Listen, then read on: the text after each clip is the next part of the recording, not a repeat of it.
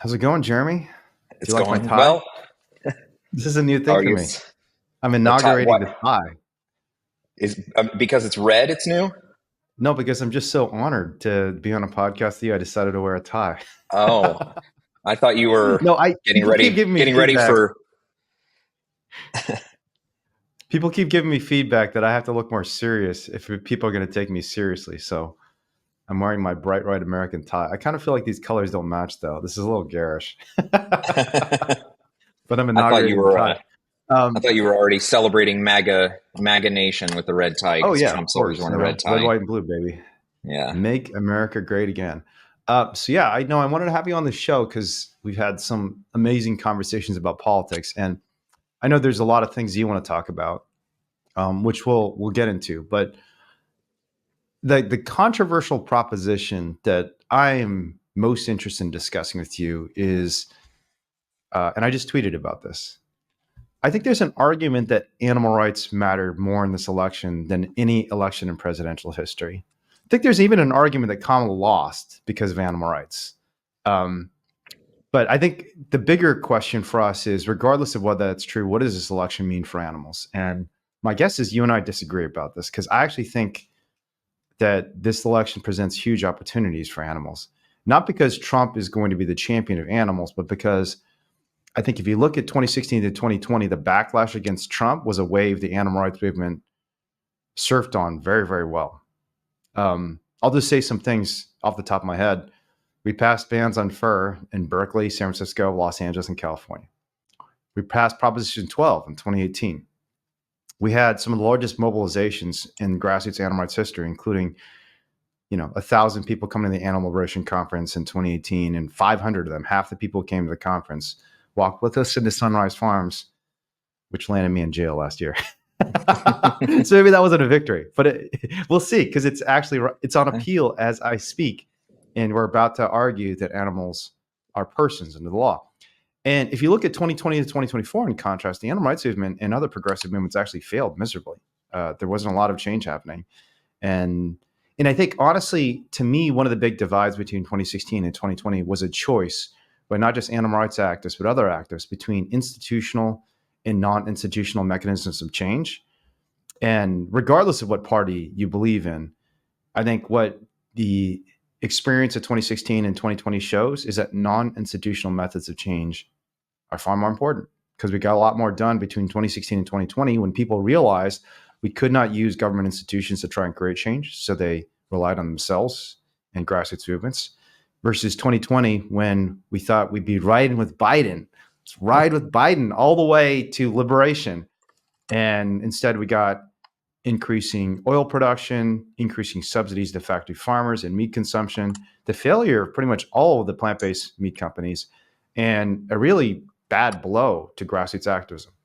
So anyways, I've said a lot. Yeah, I think I actually read your tweets just before we started a conversation about you think Pnut the squirrel was the wedge issue this election. No, And no, I'm I'm not. not even joking. I think there's an argument. No, Yeah, so like, I kid you I don't not. agree Do at you see all. how many engagements Peanut was getting? It was Yeah. unbelievable. I think Unbelievable. you're a little too online, Wayne, and you're conflating trends on X and Twitter with the electorate. So under your No, but it's theory, not just to just be X. clear, It's TikTok. yeah, It's Instagram. It's okay. Facebook. I mean, every single platform. So So so let me Trump. ask you this. Let Okay, me ask you let me on just this point out argument. one data Sure. point. Okay. Trump got nearly as many likes for the Peanut post he made for defending Peanut the squirrel as for his victory announcement. 1.4, 1.5 million. It's eerily close. There is many people saying, I like, and the victory announcement's so huge. That's like disclosing we've won the election. That's where everyone comes out and likes and engages. The other point I'd make is Kamala Harris made a huge post, what she thought was a huge post on TikTok around the same time. Her biggest celebrity endorsement the day before the election, you know who it was? Cardi Who's B. that? Okay. Cardi B, one of the biggest rappers in America, huge hip hop artist, usually pretty non-political. And she posts this little video of her and Cardi B saying, go vote for Kamala. You know how many likes that post gets? How many?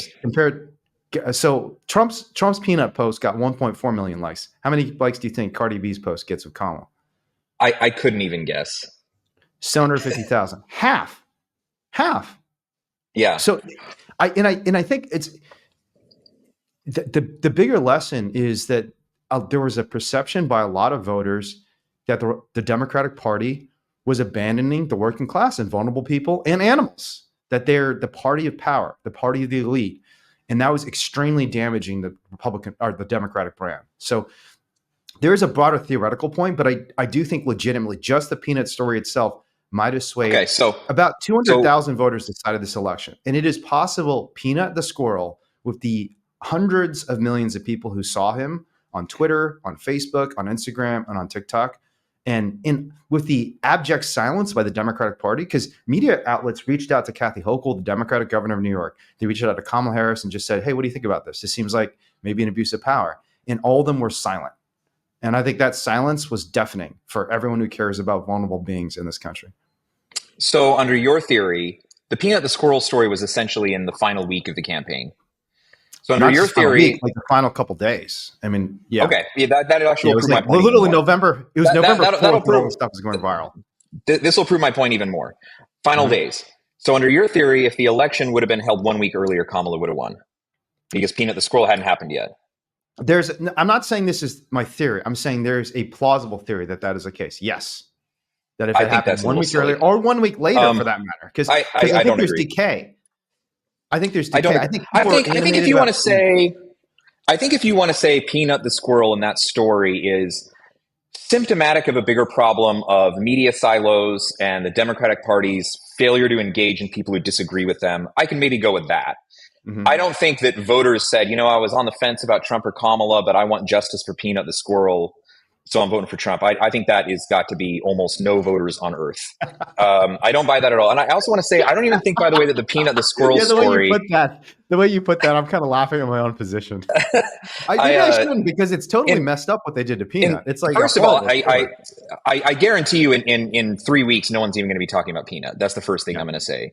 Well, yeah. And No, I also, agree I with want to that say, completely. Yeah. and I don't even It's think the about Pnut. partly it's about the momentum. It's about the fact that it went viral right before people voted, and the media ecosystem was like emotionally agitating people about Pnut right before they voted. And I do think there's massive decay.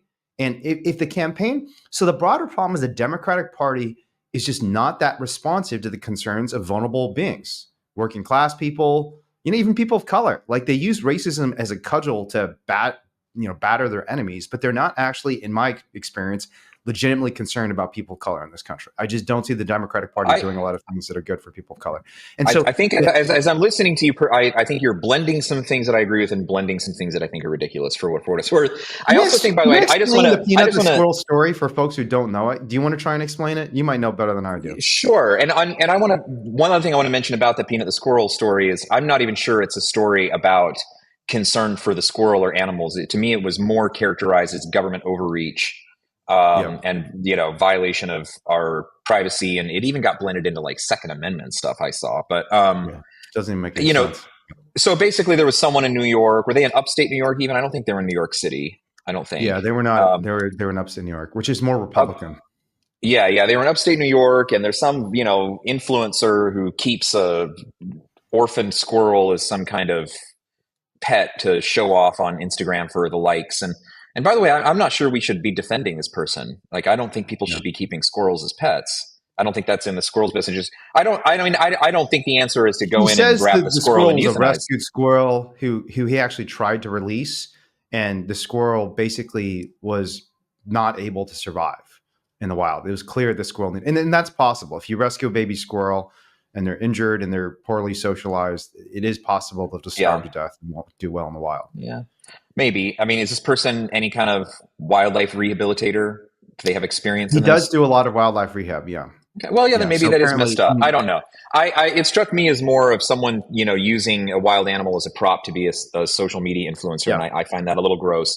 That doesn't mean that I'm okay with, the whatever, seizing the squirrel. It's probably and a killing the situation without squirrel. yeah, and killing the squirrel. I know. I know those wildlife agencies are a little euthanasia happy, and I'm not saying I support that. But, I also, I would worry that where we take this is not where you think it's going to go, which is concern about the Mm, squirrel, but more we need to loosen laws to allow people to keep and hold wildlife captive. That's mm. more actually, I actually Yeah. view it more, Different. I Yeah. don't view it as an animal rights story, to be honest. I mean, I Mm. know an animal's involved in the mix, but I don't think that even though if there were Trump voters concerned about Peanut the squirrel, I don't think it's because they're having empathy with Peanut as a sentient being. I don't think I that at all. disagree. Listen to the Yeah. commentary and listen to how people are responding. Like this dude is like crying on TikTok and Instagram, like genuinely crying and just really, really traumatized by the fact that cops took his squirrel. And people were mad. I mean, do you know Leighton Woodhouse? You know Leighton, of course. He worked with Amy. Sure.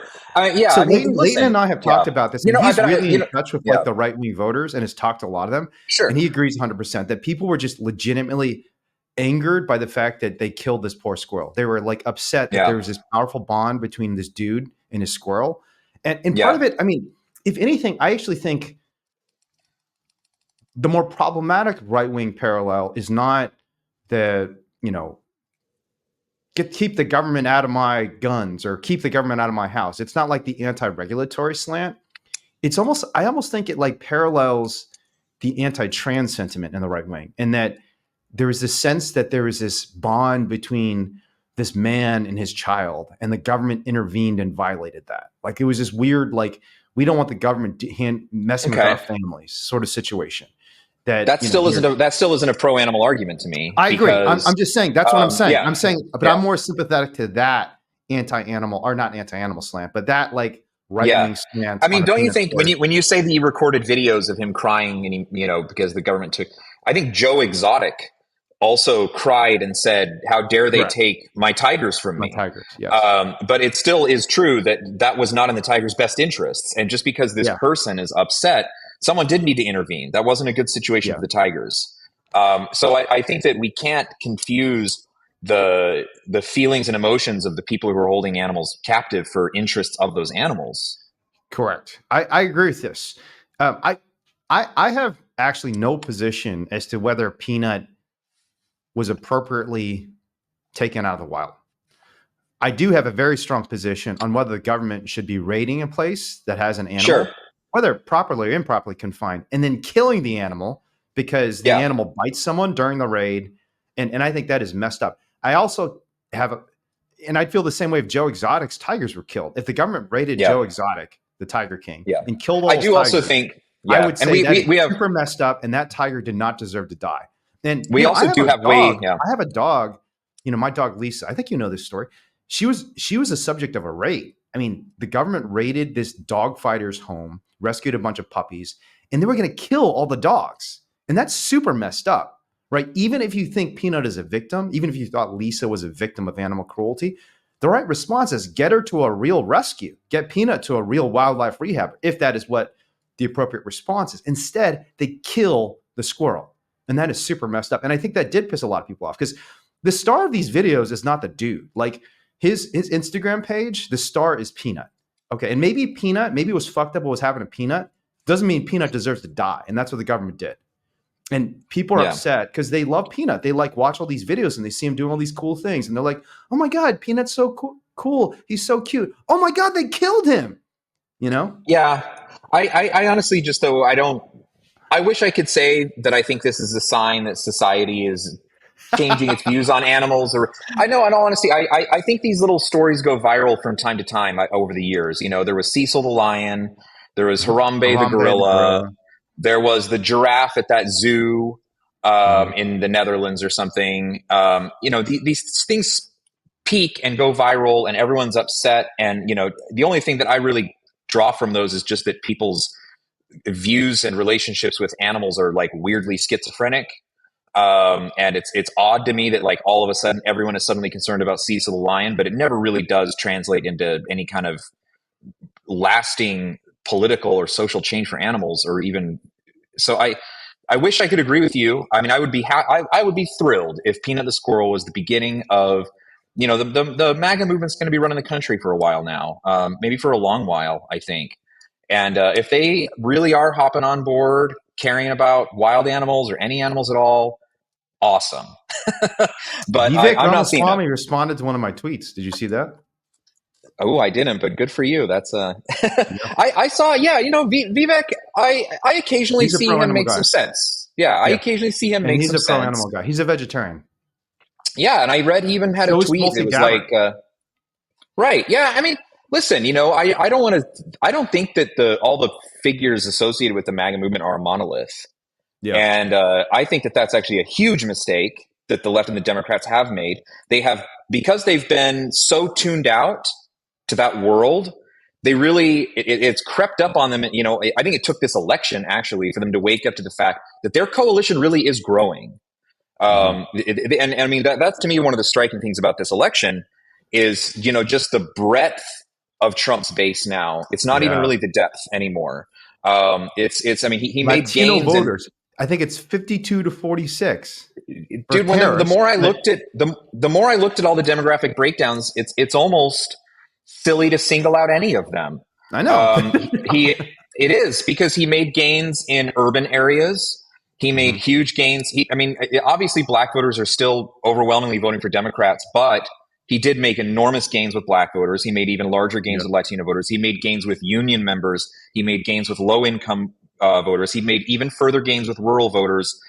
And as someone who's terrified of Trump, it is a terrifying prospect in a way because this guy and the movement he's part of has very real power, and I don't just mean like power in the sense of pulling the levers of the machine of the government, but just there. I hate to say it, but there is kind of a mandate for this now, Hmm. and I don't know where we go from here with that, but the first step is recognizing the problem. And I think that so when we talk about Vivek or Tulsi or all these people, yeah, I'm sure they've said things from time to time I agree with, and I know Tulsi has been in the past kind of aligned with Bernie. Even Hmm. I was a very active volunteer on Bernie's 2020 campaign, especially. Um, so the Trump campaign brought people into the fold. I mean, honestly, he kind of did old school political organizing in a way of reaching out to constituencies and flipping them, and just ate into various bases of support bit by bit. And we need to think about that You know and what the not just key pretend is like it's too? not Because happening. Kamala Harris tried to do that too, but she failed at it. And you know what I Yeah. think the key is? Well, The oh, go ahead. difference is, I think the key is Kamala Harris tried to reach out to those kind of unexpected constituencies through policy and ideology, and Trump relied on identity. Like Hmm. he and RFK and he and Tulsi Gabbard actually, there's a lot of policy space between what they believe in. Like every Yeah. time Trump talked about RFK, he's like, I don't know about the oil though.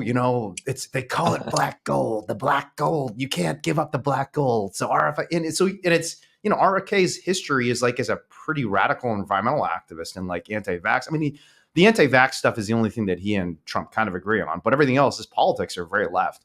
Very anti-corporate.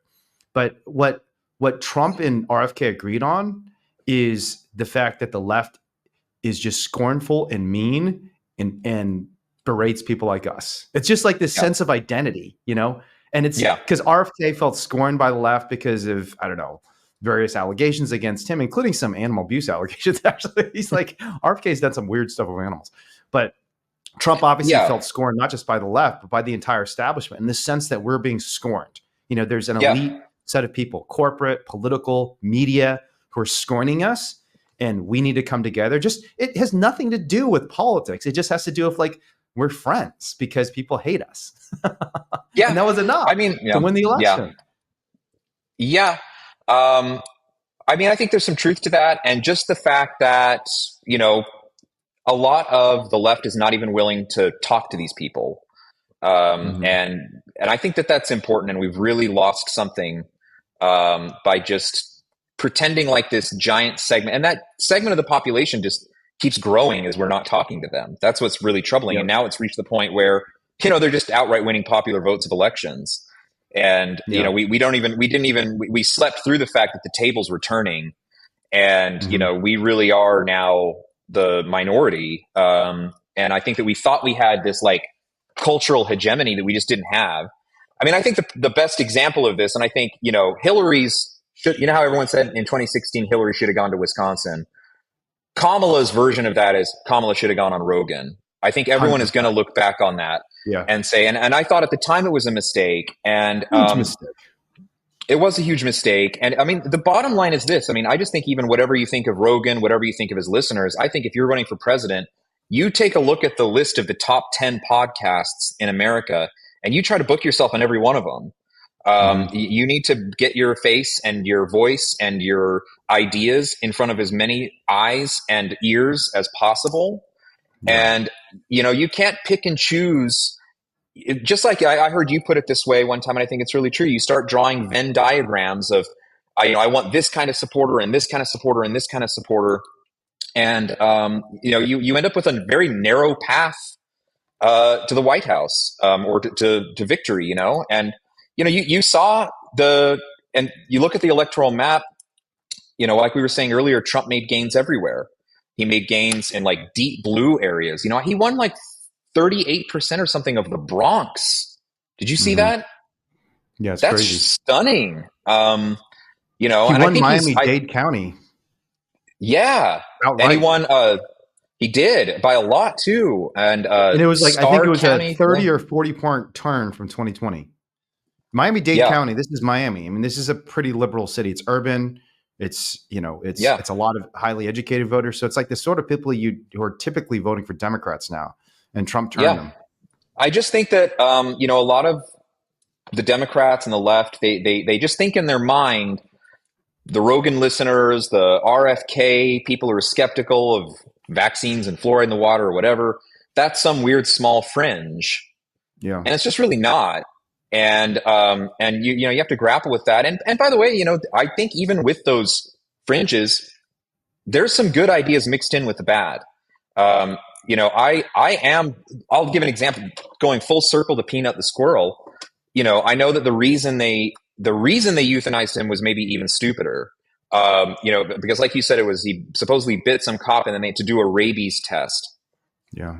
And, maybe I sound like RFK now, but I've studied public health. I actually have a master's in public health. I'm pretty familiar with infectious disease. And I think I can honestly say this country and the public health infrastructure is like way too freaked out about rabies in this country. Like, just look at the number of rabies cases in the United States. Yeah. It's only like some 50. years it's zero, I think. Yeah. For dogs, it's only 50. And that's, we're much more able to assess how many rabies cases are in dogs. Like there are dogs all over the country. They're usually interactive with humans. There's only like 50 cases around the entire country. And the number of human cases are even lower. It's like very low. Yeah. And honestly, the situation with COVID, there were a lot of questionable decisions made into how we responded to COVID. And it is true. I can remember during that time, it was stigmatized to even ask questions. That's true. That is absolutely true. And to have those conversations and to me, the whole discussion about the vaccine mandate. And again, I really am a big believer in public health. I think many vaccines, not all, but many vaccines that we vaccinate for are justified and we should continue to do that. And I'm pro-vaccination. But as soon as we learned with COVID that the vaccine did not do anything with regards to transmission. What it did was if you got a case of COVID, it was a more mild case. The fatality rate was lower among the vaccinated population. But for transmission, it did nothing. I think as soon as we learned that, the argument for a mandate evaporated. The whole argument for a mandate is we have to make sure we get herd immunity to prevent transmission. And if we have unvaccinated people, the vaccine prevents transmission and you're no longer a vector for transmission, but you're not any different of a vector of transmission if you have a vaccine or not. Yeah. So and I just think that and no, they didn't even grapple with lied about this. Right. And there was a lot he did admit publicly that he lied about it. I know. Times. And the Democrats didn't make a big deal about this. It's like, wait a minute. This is an example of you cannot say Trump is a liar and we need to stop him from lying and not have one of your champions outright lie, say it in public, admit it in public, and just say, don't worry about that. It's not a big deal. Right. He did outright lie about it, and he admitted. And you can look in the New York Times. The New York Times did a small story about it. It wasn't even a feature story. It was like a paragraph within a story about why Fauci was changing his position on the vaccine, or not changing his position, but changing some of the things he was saying about the vaccine mandate. And it's like, you can't, argue for the vaccine mandate, but do it in good faith. Do not lie to the American public about it. And the Democrats just have not. But this is just a broader. To me, the problem is not just one politician. It's not even one campaign. It's a broader system in which. It is. It's a system, the Republican Party is broken too. But the Democratic Party and our broader political institutions are not aligned with the values that actually matter. And that includes the welfare of vulnerable beings. That includes truth, right? They are aligned towards the maximization of power. That's it. Yeah. And one of the deep ironies is, as there's more transparency in how these systems operate, people are realizing that they don't want to give power to parties that lie. They don't want to give power. I got to say too, I violate the rights of vulnerable beings, and that is so. In the long term, their short-term strategy of lying, of dismissing vulnerable populations like animals and fringe groups like the animal rights movement from having a voice within their politics, is going to cause them to lose power. That is my prediction. Yeah. I think too. You just talked a lot about these different systems of power. I think the problem is even deeper than that. I think it's almost cultural on a lot of the left and leftist affiliated institutions. And I'll give you another anecdote from COVID. I can't remember if I told you this story or not. I was telling someone about this just recently. But I can remember when I was in Salt Lake County, there was a big debate about in Salt Lake County ending the mask mandate. This was like in early to mid 2021, I think. We still had a mask mandate. Basically anywhere in public you had to go, you had to have a mask on, like mid 2021. And it was, I'm going to be honest, even I was like, I don't think we need this anymore. I'm vaccinated. I feel safe. I'm happy living without masks. It seemed like a reasonable thing to lift even to me, and I'm pretty lefty. And I watched on my computer the public comment when they had this item on the agenda, and the local media, and honestly, the Salt Lake Tribune, the local paper there, it is very liberal. It's very very affiliated with like traditional democratic liberal kind of politics. It really is. And they were, almost all their articles were like, this is horrible. It's going to kill, people with disabilities. It's going to kill vulnerable people. It's going to kill people of color. Everything was like, we need to keep the mask mandate. And I watched the public comment, and probably someone can go back and dig up this video if they don't believe me. And the public comment, there were probably like 40 members of the public or so that spoke out. And almost everyone was against the mask mandate. And I'm telling you that it really was organic, grassroots kind of people, and the walks of life were across the spectrum. There was someone who said, I remember distinctly, hey, I work at a local McDonald's and I'm back in the back room handling French fries in a deep fryer, and it is so uncomfortable to have 10-hour shifts where it's trapping the grease on my face, and it's horrible. And I can't get any other job. Please, let me at least take it off at work. There was another person who said, I currently work alone in an office somewhere, and I'm still being made to wear a mask mandate because it's like still technically some kind of public place. There are all these people with very sensible things, but here's the last thing, and I'm sorry to go on and on with the story, but what shocked me was this. The next day when I read the coverage in the Salt Lake Tribune of this hearing, it was so distorted. It was so distorted. It said like the far right affiliated people showed up in force, and it said like most of them from outside Salt Lake County. And that wasn't true. Like the people who said where they were from, almost everyone stood up and they said, my name is John Doe and I'm from Riverton. My name is John Doe, I'm from Murray. They named all these towns that are in Salt Lake County that were affected by the mask mandate. And the paper just lied. Yeah. Like they said, most people from outside of Salt Lake County. And I just thought, this is really, I was even upset. And then I remember thinking, imagine you're one of those people who went to that hearing. And you're like, I was at that hearing, a public comment. I want to read the paper to see how they covered that. You read this and it says, most of the people from out of the county. And you're like, I was not from out of the county. And most of the people I heard weren't. Now, like, I'm telling you, that's some sort of like, that's going to red pill you real quick. It's going to red pill you real quick. Exactly. And it's going to make people go, holy shit, I can't trust the paper anymore. They're distorting me. I'm not a far right person. I'm just some poor working class person, in these places where wearing a mask fucking sucks. And people aren't even like listening to me. And I just thought this is not good. This is not a good dynamic. It's just causing people to further lose trust in every single institution. Yeah. And imagine dynamic multiplied a million times, 100 million Yep. times, because so many Americans, including working class people, including activists, including people who are Bernie supporters, like Joe Rogan himself, had similar experiences. And Joe Rogan had this experience himself because, I mean, even after he endorsed Bernie, like I think one of the key moments when we write the history of the 2024 election will be what happened in 2016 with Bernie and Joe Rogan. Because you remember what happened with them? I thought that was 2020, not No, 2016. Was 2016. I'm pretty sure it was then 2016. refresh my memory then. Was it 2020? When did Joe At, Rogan? at one point, Joe Rogan endorsed Bernie in 2020. I'm pretty sure. Joe Rogan, Bernie. Oh yeah, you're right. It was 2020. Yeah, he said he was going to vote for Joe Rogan, or he was going to vote for Bernie in 2020. So you're right, in 2020. And then Bernie got shit for even just No, bragging exactly. about that. No, exactly. Yeah. So this is what happened. So Bernie goes on Joe Rogan. It's a great conversation. I listened to it and I thought, damn, like Bernie's amazing. I mean, I already liked Bernie a lot, but I just thought he was so good. He was so good on that show. Honestly, just go listen to that podcast because I mean, Bernie had a lot of policy weaknesses, but the problem is in the sense that he had views that were not kind of the establishment views. They were not mainstream views. And if you looked at polling data, it wouldn't secure a majority of Americans, just his policy views. What people don't get is he had the right identity. Like he just came across as so compelling to ordinary Americans, which is why people like Joe Rogan endorsed him and said they were going to vote for him.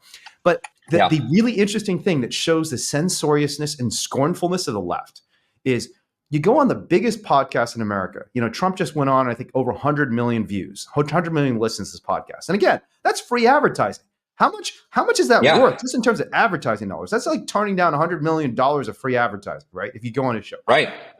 But Bernie goes on a show. It's extraordinarily successful. So many Americans are listening to this, probably a lot of right-wing people, and saying like, holy shit, this guy's amazing. And the left, I mean, the Democrats have a really strong case they made.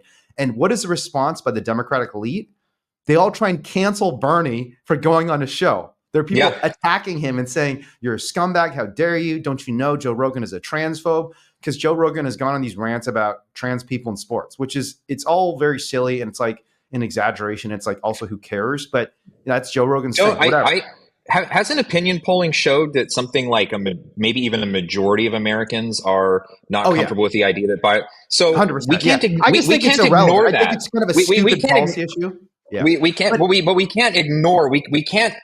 There is no way to stigmatize or to shame the views of a majority of Americans and win an election. Like that's what like they. Let me finish the story, though. Let me finish the story. Because not only do they try and cancel Bernie for going on a show, they're saying, he's a transphobe. How dare you platform Joe Rogan? So Ezra Klein, the New York Times columnist, he just writes a column saying, no, actually, I think he basically makes the point you're trying to make, which is, well, if you're trying to win an election, you actually have to talk to Americans. I mean, this is like the biggest podcast in the nation. So, and Ezra Klein's not a Bernie supporter, for the record. I mean, he's a pretty mainstream Democrat in a lot of ways. I mean, he's vegan, but he's mainstream in a lot of other ways. He's a centrist Democrat. And he says, well, actually, I don't think we can fault Bernie for this. I mean, he's just trying to reach voters, right? Isn't that what you should be doing? And they try and cancel Ezra Klein. There was like, I think Ezra, he just did a podcast this morning where he said he got more negative feedback for that column where he just said, like, don't cancel Bernie for going on Joe Rogan than any column he wrote in 2020. It's like, really? This is the culture of the Democratic Party? And I think the same culture does exist on the right, because I think that same kind of desire to punish anyone who deviates, even in mild ways, from what are the orthodoxy, that's something that's part of the human condition. It's not Democrat, it's not Republican, it's human. But I think it is particularly bad on the left. I think the left is far worse. And it's I will add, though, seen this so many times. It's far worse, but I do notice it's inconsistently applied, and it is applied in a way that mirrors, frankly, the like establishment preferences. Yep. And exactly. I'll give you a clear example. Which means of this. It's being weaponized by the establishment. It is being weaponized by the establishment. And I'll give you a clear example of this. So I remember too, in the 2016 election, there were so many people upset. And I should, if anyone has any doubts, I will, say on the record, I loathe Donald Trump. I think he is disastrous. I think his first term was disastrous. I think his second term is going to be worse. I've never voted for the man. I can attest to this because Jeremy has been so angry at me for the mildly positive things I said about Donald Trump. I thought at points it was. I literally thought like, oh my god, I think Jeremy's going to unfriend me because of this. Well, and you think actually we had a different take on January 6th. You think Ashley Babbitt's like a modern day Rosa Parks and a martyr that we should all. So I don't agree. I do think Ashley Babbitt was murdered by the police, and I think that's messed up. But. Yeah, I kind of think she got what was coming, but I was going to say I remember in 2016 there were so many people who looked at the polling and the exit polls and the data, and they showed that a certain percentage, I don't remember the percentage, 10% or something, of people who voted for Bernie in the primary voted for Trump in the general. And they were like, see, Bernie's a piece of shit. And I looked at that and I'm like, that's a testament to his strength. Yeah. He could have peeled off some of Trump's base. And then now also think about this. This same logic, for the record, that 10% would have been way, way more than he needed to win. If that actually held up. Yeah. If those 10%. But here's the other point I want to make. They didn't apply this exact same logic that they did with Bernie to Liz Cheney. They were totally fine with Kamala Harris saying, the Liz Cheney voters love me. I'm going to peel off that 10% of the Republican base. Try and cancel Kamala. And that's because that percentage of the that portion of the Republican base, the portion that it represents, frankly, elite institutions of power, is comfortable with war, and all that, they're happy to bring that part of the party into the coalition. But the part of the coalition of the Republican Party that was starting to represent the working class, and Trump is getting a lot of working class voters, and we need to reckon with that. And that's who Bernie would have brought to our side. That terrified them. And so this exact logic of we want to purify our base, and we don't want to have people that appeal to the other side because then those ideas might bleed into our base. Where they apply that to Bernie Sanders, or they don't apply it to Liz Cheney. No, and it's and so it's we need to really think about this and how we've conducted ourselves. Yeah. Well, I'm going to come back to animals and say I think the solution to all this is animals.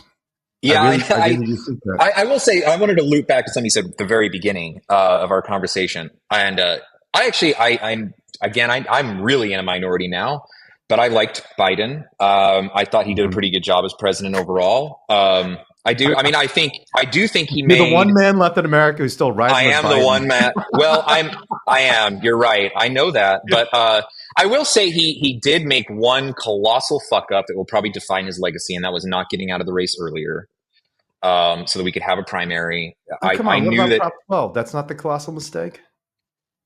I'm a little bit more. Initiative. Sorry, just to clarify for everyone, just to give people context, this is a ballot initiative that was passed in California that banned the intensive confinement of chickens and pigs. And Joe Biden not only didn't support the initiative, but worked with the National Pork Producers Council and trying to get it overturned in the Supreme Court. Yeah, so and that was disgraceful. That was disgraceful. But I have different. My expectations are lower of what we're going to get out of. I absolutely believe just about any Democrat would have done the same thing. I think Trump would have done the same thing. I absolutely think the Trump administration would have happily signed on to that same Pork Producer Council lawsuit. I don't think we're going to get anything different out of national politics for animals for a while. See, but Trump did not actually sign on to the anti-Prop 2 stuff. So he had the chance in 2016 to 2020 to jump on board. And there's complicated reasons for that. So there's an argument that's because the egg producers were kind of coming around on Prop 2 and the pork producers were not as concerned about Prop 2. Except for the EATS Act. The EATS Act is almost all being spearheaded and led by Trump-aligned people. And in fact, I've read that they believe that now they're going to get it. It's going to sail through Congress now. Now that they have a Republican Congress and Trump's going to sign it. So you think Trump's going to veto the EATS Act? It's a good question. So the EATS Act I don't think it's a good question. I don't think it's a good question. He's not going to veto the EATS Act. And I think that we should not veto it. I agree. Whether he's going to veto it, I think. Well, actually, I don't know. I mean, Trump didn't I exercise a know. veto as much as Obama. I absolutely know he will not. I will bet you all the money in my bank Yeah. account that Trump will not veto the EATS Act. I think it's unlikely to veto it. The question is whether it gets passed in the first place under Trump. And I don't know. I mean, I'd have to look into that further. For those of you who don't know, because I don't want to get ahead of our audience, the EATS Act, which has kind of gone through Congress in many different incarnations. And I think the first person to really push this was a congressperson in Iowa named Steve King, who's thankfully no longer in Congress, a MAGA Iowa Republican. He attempted to pass a federal bill and include it in the Farm Bill, which is one of the most atrocious and disgusting bills that has really ever been passed in American history. In so many ways, like economic distortions, corporate corruption, animal abuse. The Farm Bill is just a disaster. But starting about 15 years ago, Steve King kept trying to add an amendment to the Farm Bill that would pretty much prevent states from regulating food and agriculture. So there would not be direct kind of efforts or not be successful direct efforts to, for example, regulate the confinement of animals in factory farms, ban fur or foie gras in places like California or New York. And historically, it's lost pretty decisively. I think it's unlikely that. So I think the EATS Act is also like the King Amendment, just part of the Farm Bill. Is that right? That's how they're trying to pass it now. It's not clear that that's going to happen now. Okay. It might pass as a standalone in the next session. Yeah. So I don't think, if it is part of the Farm Bill, I just don't think the president has much role in it one way or the other, to be honest. I mean, I guess there's some role in terms of setting the agenda, the bully pulpit, but the odds that the president of the United States is going to veto the Farm Bill are basically zero. So yes, I agree. Trump's not going to veto the Farm Bill. Neither would Biden. Biden, if the EATS Act had passed under the prior Congress under Biden, there's zero chance Biden would have vetoed I agree with that too. the Farm Bill, because the Democrats and Republicans are aligned in their collusion with Big Ag. And again, this is an important point for people who care about animals and frankly just care about corporate America's influence on politics. Direct aid to big farm corporations was even or up under Joe Biden. And a lot of this is discretionary. The administration, the USDA actually has enormous discretion as to, for example, the standards that are applied under the commodity indemnification program. So these mass mortality events where the government just pays you to torture animals. So basically what happens is there's something like bird flu or a hurricane or something like that. And it's called a mass mortality event. And you basically kill off all these animals, or animals just die in a hurricane, like these horrible scenes of pigs drowning to death. And I don't think the most recent hurricane caused this, because the most recent hurricane, I think, didn't affect factory farms that much, as far as I could tell. I mean, I'm sure it affected them, but not like there's a hurricane maybe 15, 20 years ago. I don't think it was Katrina. It was another hurricane that had a huge impact on pig farming. Like all awful scenes of like pigs drowning in farms. But when these mass mortality events happen, the federal government can, under the Farm Bill, basically indemnify, basically pay off the farmers for all their losses, which doesn't happen for most industries. Even if you have some sort of horrible situation happen, you have to buy insurance. But government basically insures you. And the government actually has a lot of discretion, and the USDA and the secretary have a lot of discretion in what they insure and what they don't insure. And also how they price it, how much money they give. And Joe Biden of the last 4 years, in response to bird flu, has handed out billions and billions of dollars to big factory farmers that are literally roasting animals alive. He's paying them to roast animals alive. And would Trump have done the same thing? Probably. But if you look at the numbers, and bird flu was a problem from 2016 to 2022, probably about the same. I'd say bird flu has been a similar problem over the last 4 years that it was in the prior 4 years, from 2016 to 2020. But if you look at the actual aid payments that are made to farmers, it's pretty similar.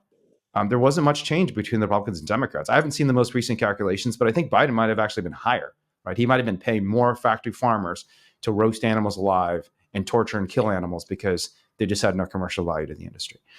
And so this is the broader point is, I think there are some small possible policy differences here and there, rinky dink, but fundamentally, my main critique of people who are animal rights activists who support Kamala Harris, Joe Biden, or Donald Trump is it all just doesn't matter. It all doesn't matter because institutional politics has failed. And I think increasingly Americans are realizing institutional politics has failed, not just for animals, but for other issues. And here's the final point I'll make. If we can solve the problem of the failure of institutional politics for animals, we will solve the problem for all issues, not just for animals, because animals are the most powerless beings in our society. If we can get animals right, it'll be like a stress test, a proof of concept that our institutions are finally actually functioning. I have a lot. There's a lot to unpack there. The first is we've talked a lot about the failures of Democrats and the left to bring in different people and have these conversations, and I completely agree that those failures are there. I think that we do run a risk, though, of pretending there's some kind of false equivalence with their policies that they're going to support, enact, and champion, and I don't think that. I want to be clear about that. And when we say their interests are aligned in their collusion with Big Ag, I mean, first of all, Wayne, I do think we have to have a sober recognition about the fact that people who care about farm animals are a tiny, tiny, tiny minority, and the likelihood of a minority as small as we're like less than 1%. I disagree. We're less than 1%. So much. Yeah, well, we can talk about that. Maybe I'll even refine it a little bit further. Then the people who care about farm animals that are making their voices heard in any kind of meaningful way in our political process are less than 1%. Just in terms of lobbyists on Capitol Hill, organizing mass protest events, representation in the media, all these ways that political change happens. The discussion, the interest, the concern about farm animals in those forums is tiny, tiny, tiny. Maybe there's untapped potential in people's hearts. And I know you talk about that a lot. And I'm glad you do, because too much of the movement is running away from just talking about animals, as weird as that sounds, and animal rights. And like we need to keep the focus on them and the fact that they are beings and that they're victims in this. And we need to tap into people's goodness and their kindness. And I saw you do that, by the way. I just actually, funny enough, you know this, but in my evidence and trial advocacy class, we've been showing clips from the Smithfield trial at my law school, because my professor is actually like super impressed with your openings and your closings, and I was there, and it was so powerful, man. I mean, I think I've told you that a few times, but like, I mean, I really was almost crying. You almost brought me to tears when I was over. I was taking notes to transcribe to Twitter, and I had to like keep it together to keep transcribing. So I'm like, this is so powerful, because you do have a way of connecting with people and getting people to care about animals, and we need so much more of that in the movement. So I really appreciate that. But I think we have to keep some perspective. I do. I think we're a tiny, tiny group. Now and to the extent we do, drops. yeah, now the other shoe drops. To the extent that we are making our voices heard too, I honestly do not necessarily agree with you that it's like evenly being heard or evenly not being heard. We are getting our policy preferences through a little bit more on the Democratic side of things than the Republican side of things. It's not a coincidence that the fur ban passed in California and it didn't pass in Florida, or it wouldn't even be a non-starter in Florida. It would be a non-starter in Oklahoma. But it's not a non-starter in California. Foie gras ban, not a non-starter in New York, right? Like, so there's obviously some kind of correlation there. And I don't think we should confuse people. There's not. And I think that the ag industry understands this. Take a look at the Farm Bureau PAC contributions. Okay. It's 10-1 to Republicans. Yeah. They're giving 10 times as much money to the Republicans than they are the Democrats. So they understand this. So we need to understand this, that there is a difference there. So there's a conversation to be had about our approach, communicating with people. And I think the Democrats and the left have really fucked that up a lot. And then there's a whole separate conversation about policy. And we have to be careful that we're not kind of mixing these two. Because I actually think people are getting confused. I think people are getting confused and losing the thread. Because I've been watching clips of like interviewing people leaving the voting booth from Tuesday. And I saw there was one clip I saw going viral of like a college student in Arizona, I think it was. And they were like, I'm voting for Trump because he's not going to ban abortion. They're voting for Trump because they're concerned about abortion rights. Okay. And I'm sorry, that is a confusion in the electorate. That's a confusion. And it's and that's also probably, I guess, a problem that should be ascribed to some degree to the Democrats, that their messaging has failed that badly. Yeah. That should probably be a discussion.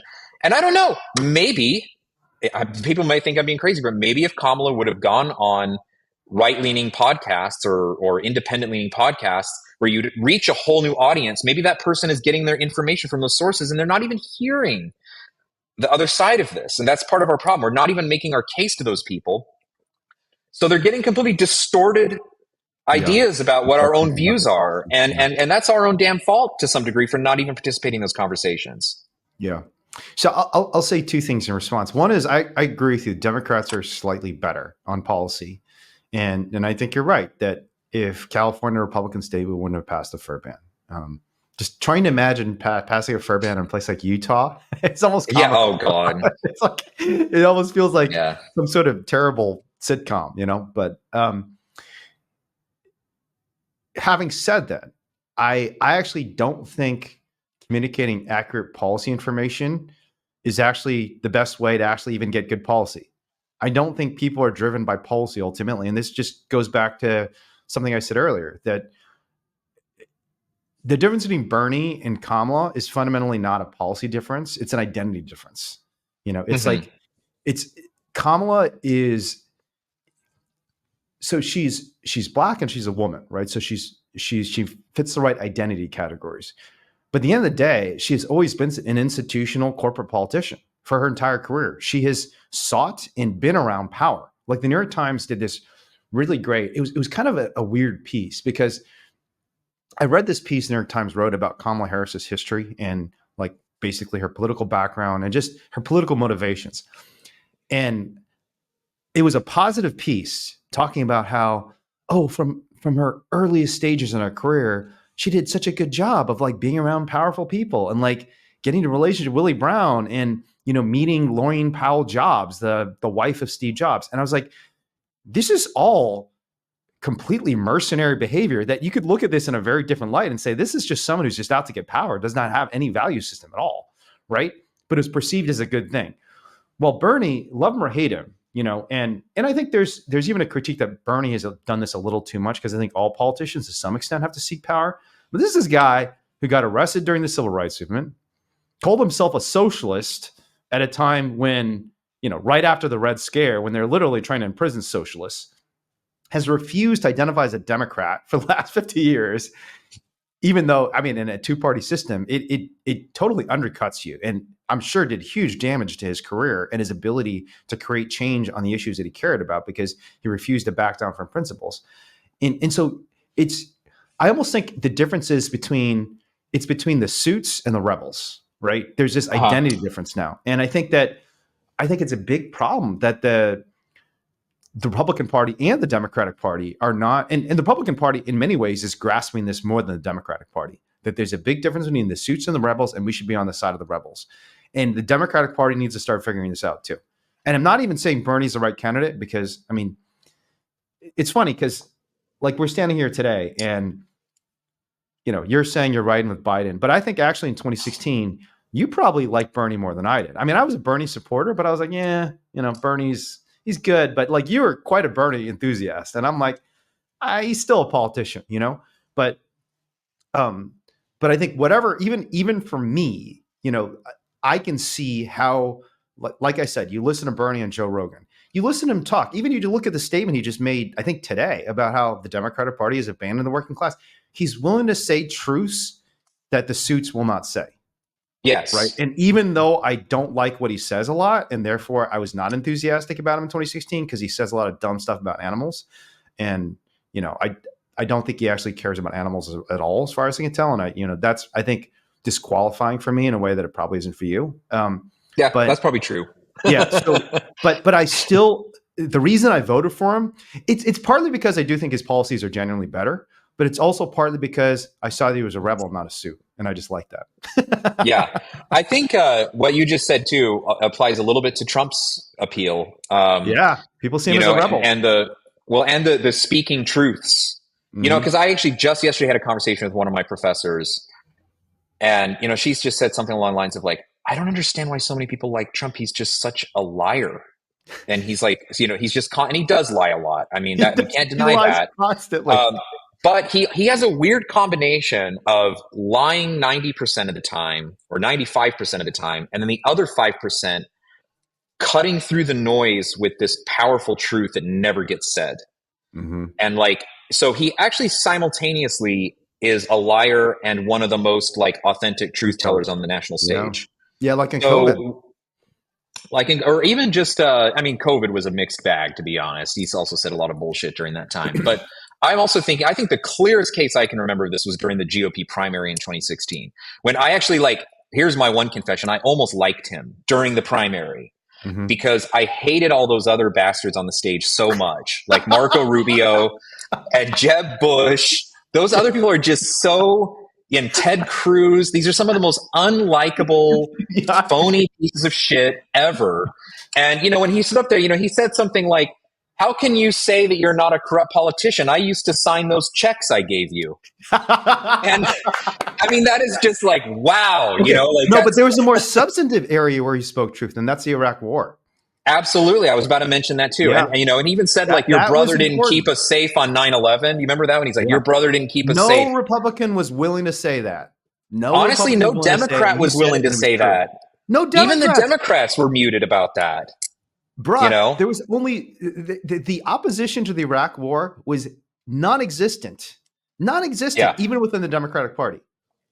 I mean, Obama campaigned on it, so that's totally fair.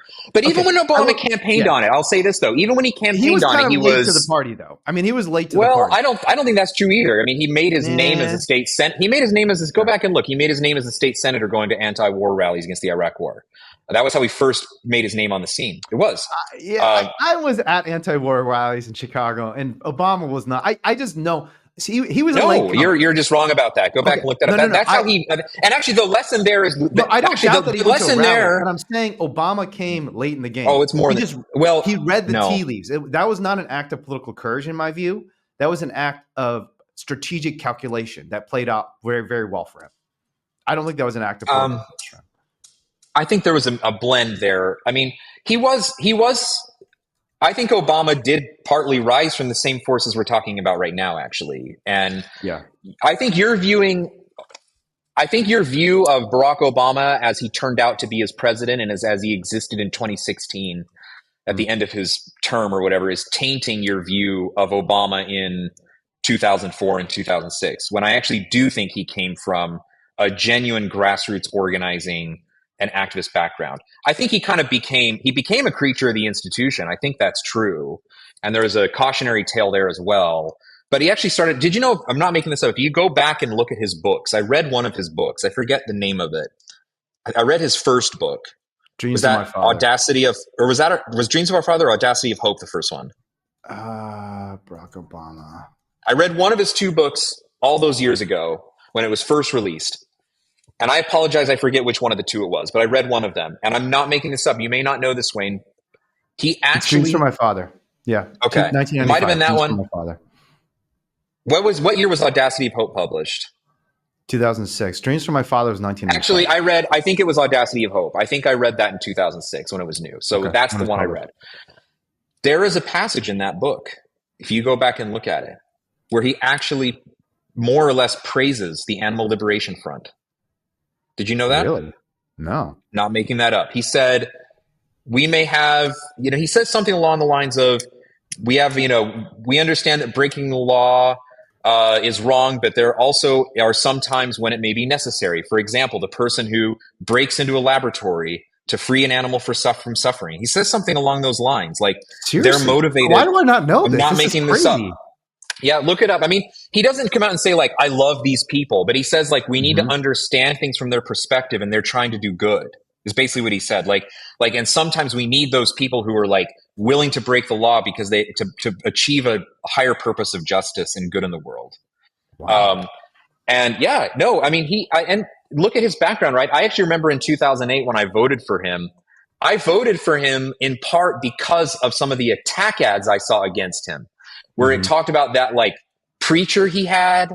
He went to some church and there was like a preacher, Jeremiah Wright. And Jeremiah Wright was standing up there saying, like, the American imperialism has hurt people all over the world and the war machine. It was because I was super anti-war in that time, and I still am, but that was a more animating issue for me then because of Iraq and Afghanistan and everything. And I remember at the time I was like, the deep state. Yeah, right. I just think that, I think the issue is salient in a way. I mean, I don't think that Russia is doing to Ukraine what we did to Iraq. You support the Ukraine war. You're a hack for the deep state now. No, I just said my view. If you want to That's mischaracterize my view, you're welcome to. But I just said it. My view is that Russia is doing to Ukraine what we did to Iraq, okay. and it's not good. And now I don't know what the solution is there. I think that's a complicated geopolitical thing, well above my pay grade. But I don't think we should just pretend like this isn't a horrible thing that Russia did. It's a horrible thing that Russia did, and there is a genuine fear that if they are allowed to do that, is that going to embolden them? Are they going to continue to? I think these are legitimate questions. So you can call that a support for the deep state or whatever. I just view it more as I'm concerned about the Ukrainian people and the people of Poland who they may be knocking on their door next. So I think that's all a valid concern. But anyway, I think if you look at, I guess my point is just that I learned about this reverend that was in Obama's circles, and I just was like, I hope some of that sunk in to Obama. And, I like that he came from these radical grassroots roots, and background. And that was part of his appeal in 2008. He was kind of an outsider. We've been electing outsiders. Now he's like the consummate insider. He's undergone a full transformation. I don't disagree with that. But his start was not like that, and that was part of his appeal. Yeah. All right. I have the quote. You're right. Okay. Tell us the quote. I'm reminded that deliberation and the constitutional order may sometimes be the luxury of the powerful, and it has sometimes been the cranks, the zealots, the prophets, the agitators, and the unreasonable. In other words, the absolutists that have fought for a new order. Knowing this, I can't summarily dismiss those possessed of similar certainty today.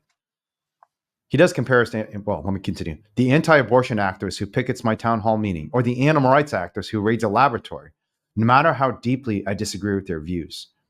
I am robbed even of the certainty of uncertainty, for sometimes absolute truths may well be absolute. Wow. So it's pretty interesting statement. But it also compares us to anti-abortion activists, which isn't great.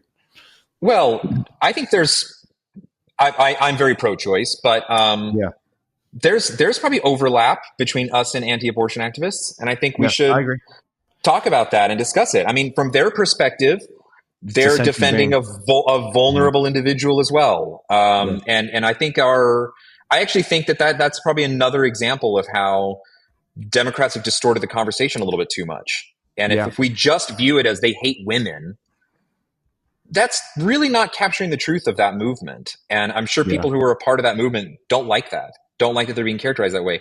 The way Barack Obama just spoke about them in that passage, I actually think is a much more, honestly, illuminating and productive way to speak about them. I mean, these are people who are concerned about what they see as an injustice.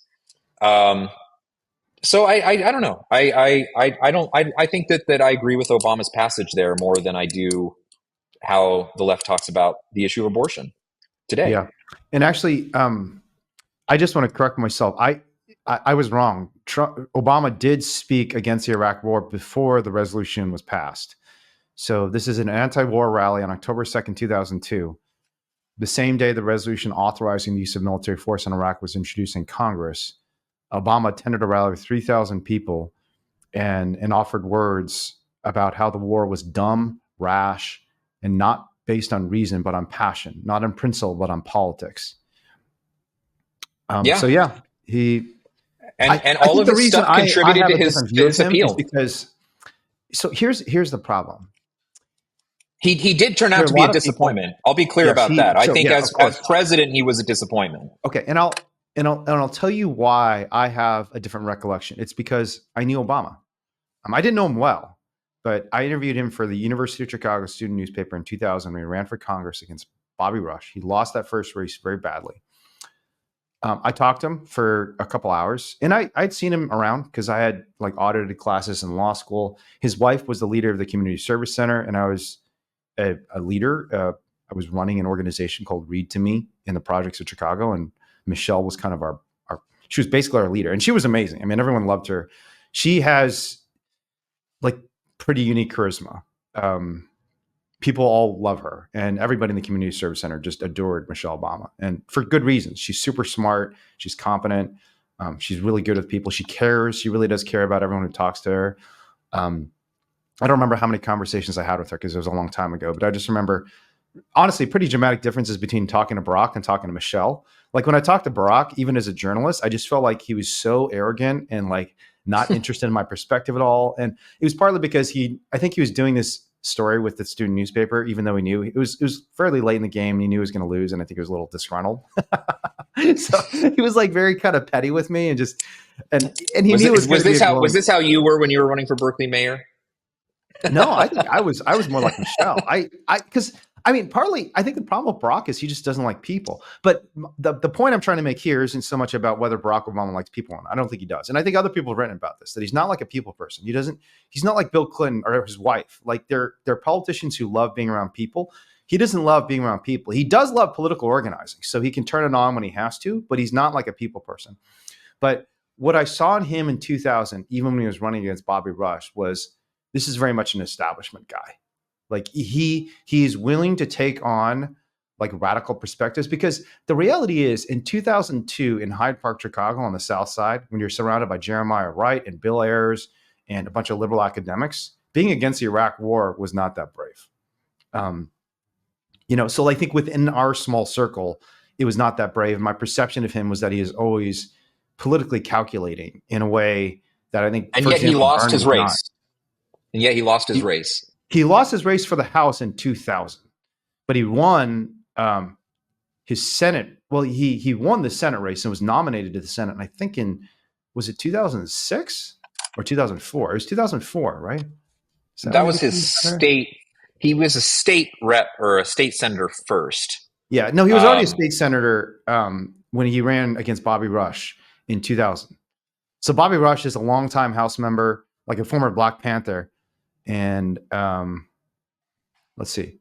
Yeah, so Illinois Senate. Yes, 2004. So 4 years later, Okay. 2 years after he made the statement about the Iraq War, and the war was going terrible, he ran for Senate and won. And yeah, I think it was very valuable. He made the right call in 2004. But I think it was a political calculation ultimately. I mean, And I it think was the a problem political, is, but I guess my only point is it was still a political gamble. yeah, it was a gamble. Yeah. Yeah. So, and I mean, it paid off. You're right that it ended up paying off and that the public opinion did turn against the war. But when he did that, it wasn't clear that was going to happen. Yeah. But we started this conversation by saying there are times where Trump speaks truth, and the Iraq War is one of them. In the Yeah. 2016 presidential debates, he was the only Republican that I can recall saying these sorts of things about the Iraq War and saying this is a huge mistake. And even speaking And that against they the Afghan, lied about weapons of mass and they destruction. lied about weapons of Even mass destruction. specifically, that was a Yeah. particularly powerful truth to tell because it was, Yeah. it showed the emperor had no clothes. It wasn't just like, oh, we got some bad intelligence and, some mistakes were made. Because I do remember that was more how the Iraq War was talked about, frankly, even by Obama. I don't remember Obama actually explicitly saying they lied about weapons of mass destruction, like a bold statement like that. They lied. That was, and that was true. Yeah. But it was something you couldn't say. Yeah. So, yeah. I mean, I think the way you tie together the fact that Trump sometimes tells truths and yet most often tells lies is that Trump is just disconnected from reality and says whatever he thinks is in his interest in the moment. And sometimes that is a truth that no one else is willing to say, and he doesn't give a damn because he's not. I have to tell you, that sounds like a very horrible quality for the most powerful person in the world, and that's part of why I'm pretty scared. Yeah, yeah. I mean, yeah, I think he has this to a degree that other politicians do not, but I think all politicians have it to some degree, and I think it's almost a necessary feature of someone who's going to be a politician, that they're just going to say whatever's in their political interests. Yeah, and I think that's dangerous for all of them. Because I think it's dangerous that Kamala Harris was saying that she's totally for fracking. I think it's dangerous that Kamala Harris wasn't defending immigrants in any meaningful way and just jumped on board the difference is the that racist bandwagon of the Republican Party. There is a difference between saying something that's not true because you're detached from reality, and saying something that's not true because you have a concrete objective that is actually rooted in reality. I mean, I think Kamala probably made the miscalculation because people just see through these lies a little bit more than when she says I'm for fracking now, I think everyone kind of goes, huh, really? And so it doesn't even really work. That's the It problem. depends a lot, but it depends a lot on what you think someone's trying to achieve. I'd almost prefer the person who's detached from reality to the person who's trying to kind of be manipulative in order to secure some political objective, if their political objective is a bad one. And right now, I think the Yeah. political objective of the Democratic Party is just to secure power. They're completely unmoored The from hard thing, the though, is that well-being I of think that human beings and animals. a lot of Trump's detachment from reality and lies are whipping up fears of other people. And Yeah. immigrants are eating dogs and cats. And, immigrants are going to murder and rape you. And these are pretty dangerous ideas to put out there. And a lot of people are believing them. And I worry where that's going to head. Yeah. I Yeah. don't think It's that legit. those are harmless lies. I think Yeah. that they create a mood of fear and anxiety that is going to be a precursor for cruel policies, lack of concern. I'll just zero in on. I am pretty terrified. I would be pretty terrified if I was an immigrant right now. Yeah. And the So executive branch so has I yeah. agree with you. Where I disagree with you is the solution is not to elect Kamala Harris, who says, I will build a better wall. That is not the solution. The solution is for some politician who's brave enough to go read the words of the Statue of Liberty. Give me your tired, your poor, your huddled masses yearning to breathe free. To point out that immigrants have brought so much to this country, that Donald Trump is married to an immigrant. JD Vance is married to the child of immigrants. That immigrants are not a threat to this country and that they bring so much. And I actually don't even think, people would say, oh, that would be so politically toxic and dangerous at a time where Americans are so scared of the border. I disagree with that fundamentally. I think the border and the anti-immigrant bias that we're seeing, even in the American right, has more to do with frustration with the elites. And how do we know this? Because the moment there's some immigrant like Vivek who comes up and says like, oh, I'm just as pissed as you are at the elites, they don't give a damn. They don't give a I don't know. damn that this guy's an immigrant because he's railing against the elites. Did you see Ann Coulter's interview with Vivek? Okay, that was an exception. Yeah, she does give a damn. Ann Coulter. I think honestly, you've got both in the mix. It's a complicated picture. For the record, the vast majority of people I saw respond to Ann Coulter's comments were like, even within the Republican Party, were mocking her and saying, she did it to get clicks. She basically said, I agree with everything you're saying, Vivek, but you're Indian, so I'm not going to vote for you. And even on the right, people are like, you are a fucking racist. This is terrible. Like it was universal. People were saying she's a terrible person. I think this kind of goes back to something I said at the beginning of the conversation, which is Trump supporters and the people affiliated with MAGA are not a monolith. That's a very common mistake that I do think the left makes. So I'm sure that there was a backlash within the right under those comments, and we should recognize that and not paint with a broad brush. I do nevertheless think I have extended family, I'll even just say, that does have, I don't know what you want to call it, antisocial or regressive views towards immigrants. And it's a problem. Specifically? Like that they just want to get them out of here, and they just don't like the fact that at their school there's people speaking Spanish, and that you people everywhere you go, your culture is being degraded because you hear norteña Mexican music on the radio now, and they just feel like those people don't belong in their community. And it's just a more straightforward xenophobic feeling. And I think that does exist. And I think we should be honest about that. I think Trump's election will do more to revitalize the opposition to that than anything that's happened over the last 4 years. Yeah. It may be too late though. Well, I don't know. He's going to be able to wield a lot of power. This relates to the question about whether immigrants should be concerned about Donald Trump. So, one just thing factually is people of color voted at far higher rates for Trump in 2024 than they did for Trump in 2020 and 2016, but also more than Romney in 2012 or McCain in 2008. True. Or even Bush in 2004. The number of people of color, And the Latino vote in particular is kind of astonishing. I think it's 54-46 for Kamala Harris, which is like record levels of support from the Latino population. So we have to ask ourselves, if it really is the case that immigrants should be so scared of Trump, why are they and their family members, Yeah. increasingly The voting answer, for Trump?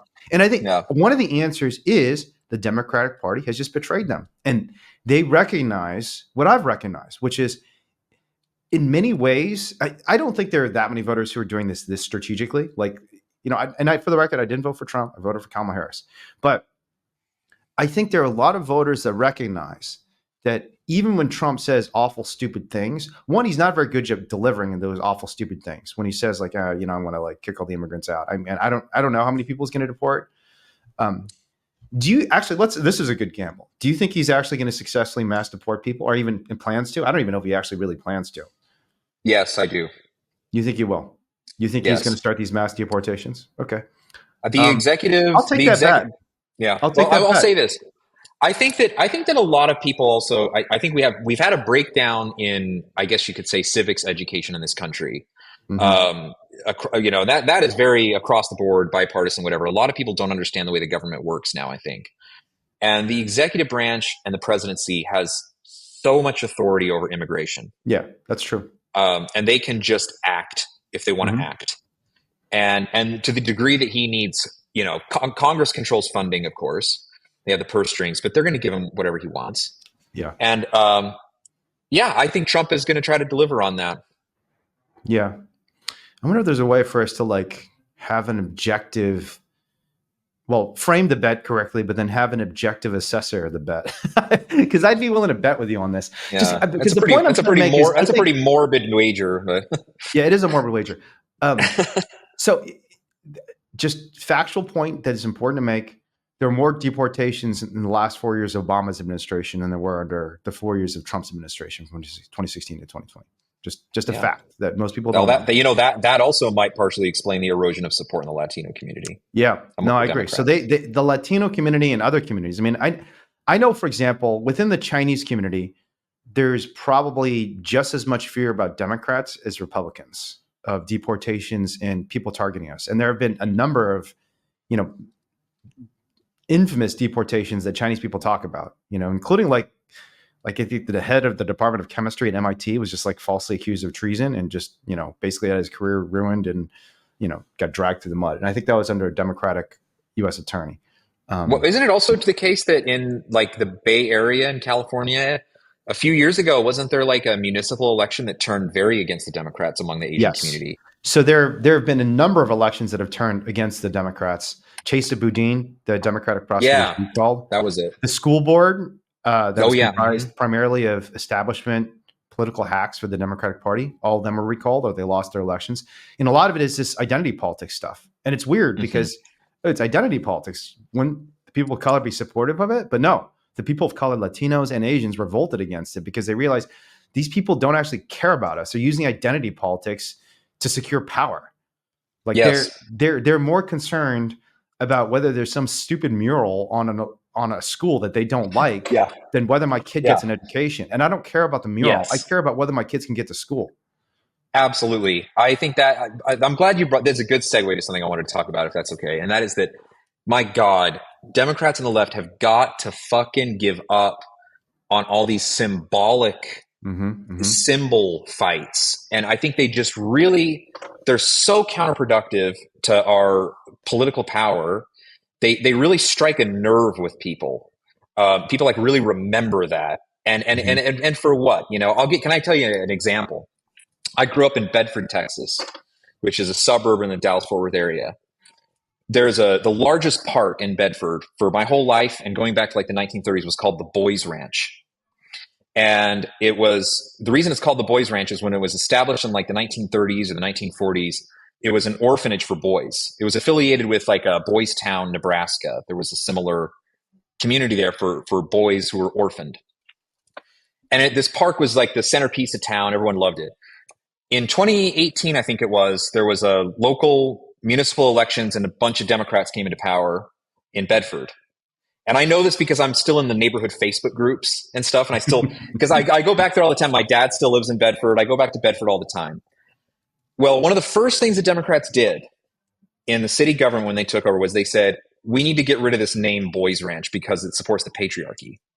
Wow. And it's discriminating and it's making women and girls feel like they can't use the park because it's called Boys Ranch. And the community just backlash like you wouldn't believe. And it wasn't like just like supporters of the patriarchy or whatever. It was the broad community. And people were so upset about this, saying like, this is a piece of our history.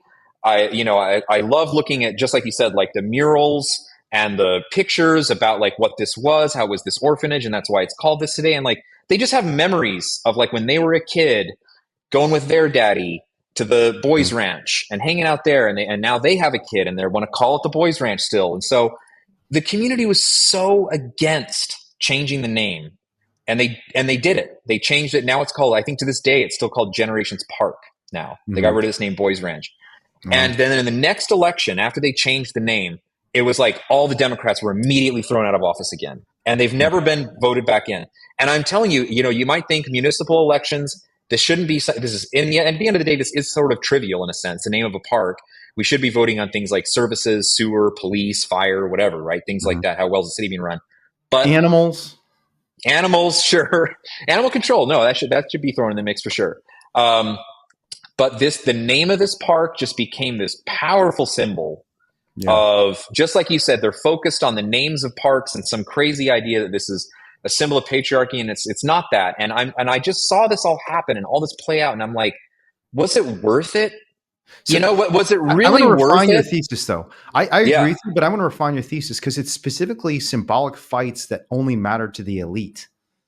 Yeah, it's like this narrow segment of media, academics, sometimes corporations that feel like they're going to get some brownie points for having the right Disney princess with the right name or the right race. Yeah, and fight over these things that matter to the elites. Because I actually think symbolic fights are really important. They can be really, really important when they matter to people. But the problem is the Democratic Party, which purports to represent working class people, vulnerable people, animals, the environment, has become unmoored from the preferences of most people. They're fighting these ridiculous fights. So like in San Francisco, I think it was like some mural that, it's funny, in San Francisco, it wasn't even someone that was that racist. I think it was like Abraham Lincoln or something like that. Like they thought Abraham Lincoln was too racist for them. What did he ever do for black people in this country? No, I kid you not. I think it was like something that was like really, really actually known historically as progressive, but just maybe like said something that was inappropriate or used the N-word once in the 1860s. And so they were just, I think it actually was Lincoln. I think they were trying to remove the name of school. They said Lincoln is not good enough for us. And it's like, I am sure that Abraham Lincoln's views on race are not up to our it would be modern horribly standards. racist by today's standards. Just like I am sure that I was not kidding when I said history will judge Biden, not for losing to Trump, but for supporting Prop 12. 50 years from now, when future generations look at his decisions, I hope you're right about that. That's a very optimistic view of history. They will say this was a otherwise reasonably competent president who had a horrible, mind-blowingly evil moral blind spot, even by the standards of the day, even by the standards of the day, and that he wanted and defended the corporations in forcing these poor mother pigs to be trapped in gestation crates. Can you believe that?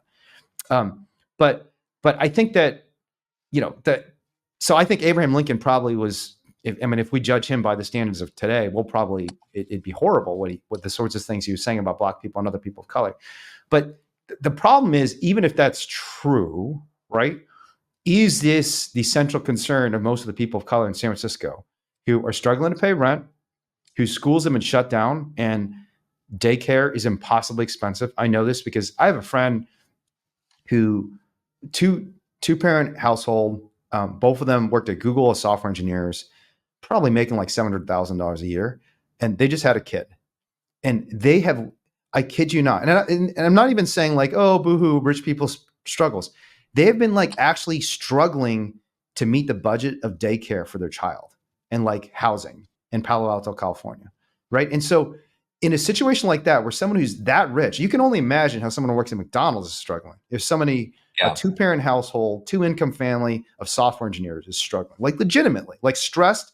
And I understand it, because even their daycare, there's no free daycare in the United States as there is in some countries. And daycare it's actually absurdly expensive in places like Palo Alto. It is. Unbelievable. It's expensive everywhere. Yeah, it's it really is. it's literally going to cost them, I think, like $100,000 a year. And obviously, you got to find someone who's like decent. You just want to like find some random person. But the market has gotten so expensive because, I mean, for someone to live in Palo Alto, like the only daycare people are going to find are people who are going to live in Palo Alto. And if you live in Palo Alto, the average rent of an apartment in Palo Alto is $3,500 a month. So even at 100, even if you're paying your daycare person $100,000, they are going to be rent burdened. That is more than 1/3 of their annual income, which means they meet the definition of being rent burdened. So they're paying their daycare person like $100,000 a year, and this is like the cheapest they could find. And But at yeah, least we're when you're not making, celebrating Abraham Lincoln. I know exactly. At least we're not tolerating it. Like in a situation like that, where people literally cannot find someone to take care of the one they love the most in the world, where someone who works in a McDonald's has to live like 2.5 hours away in Bussin and is wasting 5 hours of their day every Yeah. single day, and then they come to the city and they make like these dirt poor wages, like to be fighting over what the name of a school is just Yeah. preposterous. I And thought I the got to say school too, board, I don't even know, that I'm on the page with the liberals that we should be changing these names too. Like, yeah, I think I probably will sound like a conservative. Maybe I'm with the conservatives on this. Actually, maybe I am really. yeah, I think that we should not completely dispense with our appreciation of historical figures, and we should view them as complex individuals that are good and bad. But we shouldn't throw away the baby with the bathwater. And we should look at all the good that Abraham Lincoln did, and even all the yeah, good that Thomas Jefferson did. I know he owned slaves, but also he gave us religious freedom, separation of church and state, a lot of ideas that were revolutionary for the time that I really like and I think should be still part of modern secular progressive society. yeah, And I think that if we throw it all out, we're losing something there. yeah, And appeals to tradition are powerful, yeah. They and are. appeals to and we have some of that on the left. You Yeah, know, like the founding fathers were not Christian zealots. Okay, yeah, these were like deists actually, and we need to take some ownership back about some of the good things that the founding fathers said. I think that that would be powerful if we said, yeah, actually, Thomas Jefferson didn't want the church and the state to be blended together. Okay, that's why we have an establishment clause. This was something that Thomas Jefferson wanted to be part of the government of Virginia. And now we're appealing to something that resonates with people who are into the Americana and the iconography of Americana, which, by the way, I see that a lot in pop culture now. mm, I see, a lot of like country albums are being made by pop stars. So obviously, this is resonating with a pretty broad swath of people, yeah. these American traditions and American history. And I think we should just run with that a little bit more. I like the Constitution. And, I know that it's You imperfect, but, monster! You monster! How dare but you? I do hear that. I mean, it is silly, but I hear that rhetoric a lot. That Yeah. the Constitution is a product of white supremacy and A colonialism, pact and with obviously slavery. a pact with slavery. Obviously, it has a blemished history and it's not perfect. I'll say this about the Constitution: if we threw out the Constitution today, wholesale, and we said we're going to rewrite our charter of our government, and we're going to let our elected, our political leaders of the modern era of 2024 rewrite our Constitution, do you think we're going to get something better from Mitch McConnell and what's the name of the House Speaker? Mike Mike Johnson, Johnson. and Yeah, Donald Trump? I mean, frankly, for that matter, even Joe Biden. I don't think that what would come out today would be better. better. Yeah, might not be. I don't. So, what does that say about the document? Yeah. By the Something way, I that did was look, written. and it Yeah. is the school that one of the schools they tried to rename was in fact Abraham Lincoln High School. So Abraham Lincoln High School was too racist for San Francisco Yeah. back in And, 2021. I I do mean, know that this is Abraham at the Lincoln, height of like maybe the it was, George Floyd moral panic. sure. There's definitely I like a also do moral know panic in America around racism in 2020. Abraham Lincoln did have some, pretty hideous policies with Native Americans. Maybe that was part of Yeah, what he did. motivated it. And obviously we should talk about that, and that should be part of the history, but we shouldn't Mhm. completely just close the book and just erase a figure who's a very significant figure in the history of this country, and that actually did a lot of good things, by the way. Yeah, Um, so, I think we're adults. We can have these conversations. We can view people through complicated lenses. I noticed, a couple years ago, I was flipping through movies on the Disney Plus app, and like every fucking movie had some kind of disclaimer at the beginning of it. It's like, this movie was made in 1970 when everyone was a Mhm. dumbass moron racist. And so there's Mhm. views in this movie. And you're just like, I don't know. I'm just like, I'm an adult. I know that this was a product of its time. Yeah. I don't need to be told how to view this. I can. Yeah. So I think people are turned off by that kind of stuff too. It does feel that, and that's where the right gets some power over free speech. They say they're Mhm. champions of free speech because I think people rightly sense that there is kind of a culture on the left of trying to control the conversation and Mhm. trying to control how people view these complicated social issues and these discussions. And we need to let people just have some room for intellectual exploration to maybe even say things that veer into territory that is kind of offensive. That's Yeah. part of how we learn, I think, is sometimes feeling out where those lines are and letting our mind wander and think hard about difficult topics. It's not through just enforcing strict dogma and stigma.